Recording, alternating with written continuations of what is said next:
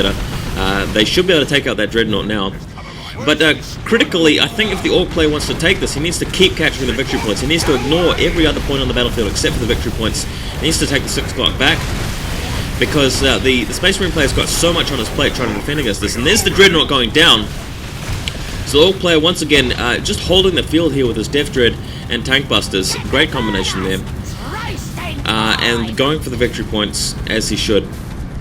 Now, one other really good reason why you should go for these scouts with shotguns is because they can really wallop people trying to take victory points, and that's a great plan. In fact, this guy's gone for 3 squads of scouts with shotguns. That's pretty much his game plan here, and I've got to admit it's a pretty good game plan, but it sort of relies on the Orc player making mistakes. It can be dealt with later on, and I don't think it's a surefire win in the game. He needs other things as well. But because he's had such a disadvantage early game, he doesn't really have that many options as to what he can make. The Orc player has got lots of resources coming in, and it's not so much the resources coming in, it's the fact that he doesn't have to replace dead units, and that's something so critical in this game. Shotgun's actually attacking the Tank Buster squad now, so unfortunately the Orc player hasn't actually conserved this unit. It is an important unit. He's got to keep it alive for the purposes of killing any more vehicles that the Space Marine player fields.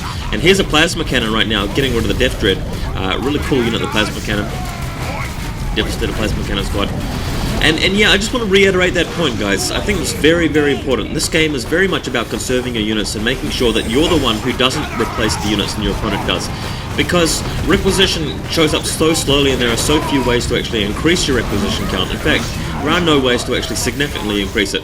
Capturing requisition points out in the field doesn't give you much resources, and it's a matter of waiting. So when it's a matter of waiting, if you can win that first fight and force your opponent to lose units or fall back and replace them, while you're just continuing to tech up and add to your army rather than replacing, then that's the surefire way to win. And Orc player still seems to be ahead here.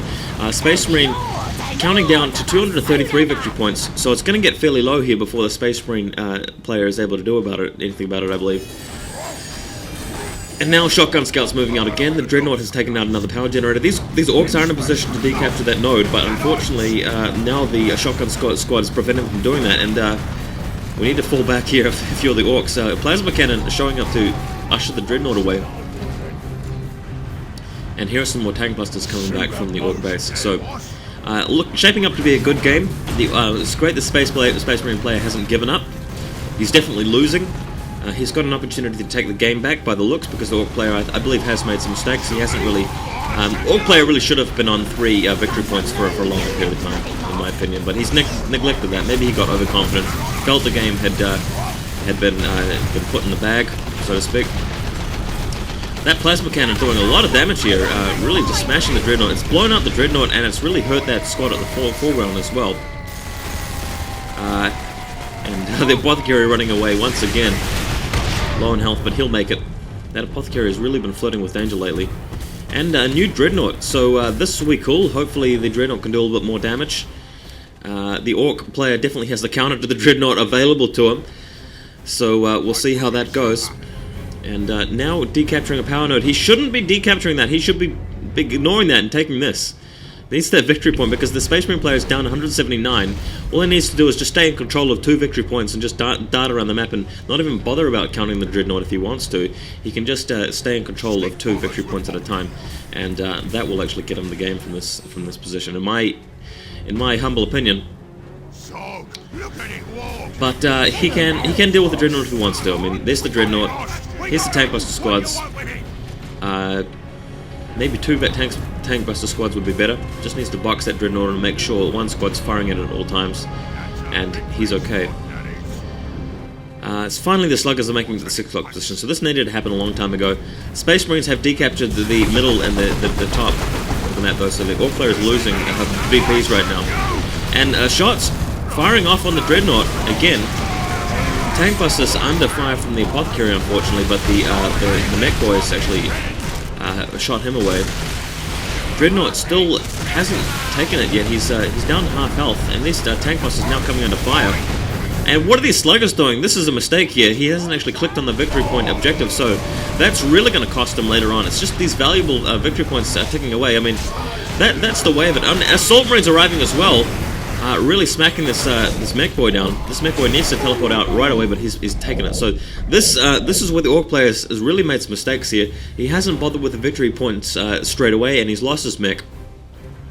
And now the Space Marine's out in the field with 3 squads of shotgun scouts. He's repairing his dreadnought, so that's going to make it much harder to kill later.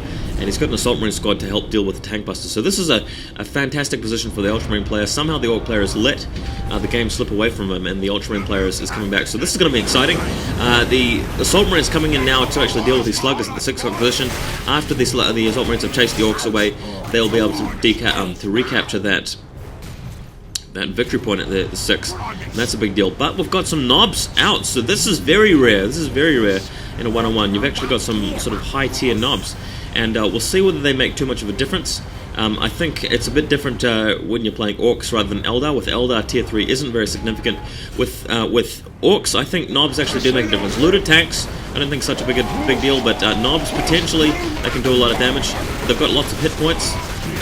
Fortunately, with knobs, you can actually build them from base rather than needing your global resource to do it, and that makes a big difference. Like, if it was Eldar or Space Marines, I'd say, yeah, you know, Terminators and Seer Counts are technically tier 3, but, I mean, they're not. They require the Psychic Might or the Zeal, really, to use that.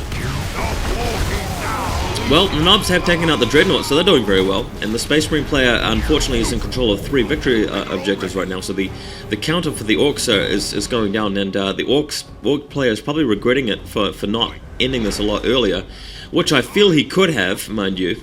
There wasn't really any need to drag the game out, but fortunately for us, fans of watching really cool commentaries and exciting games, really get to enjoy this now, because the Space Marine has taken the lead back. He's got all 3 victory points, and he's got pretty much the whole map, except for 1 node down the bottom left now.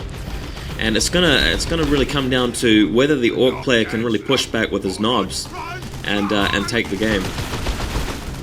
And we'll find out shortly. But a bunch of shooters there. I'm not sure whether they are actually, if the Orcs actually got any looters. He's bringing down some sluggers down to the 6 o'clock position, as he should.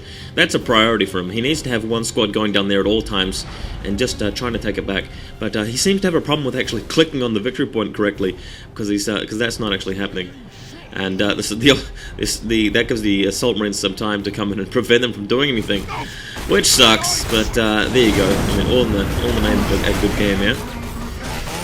And yeah, Assault Marines are going to be able to do this. It's going to be a bit of a close fight if the Orcs use any abilities, and if their knob really has anything to say about it. But the Assault Marines should take it, I think. Anyway, the knobs towards the center of the map getting stuck in. This is going to be cool. Love those massive hammers that they can get. They look really beefy. They look just as they should. Stick bombs firing away on the Assault Marines, and bam. I don't think they actually achieved too much, but the knobs will definitely do it.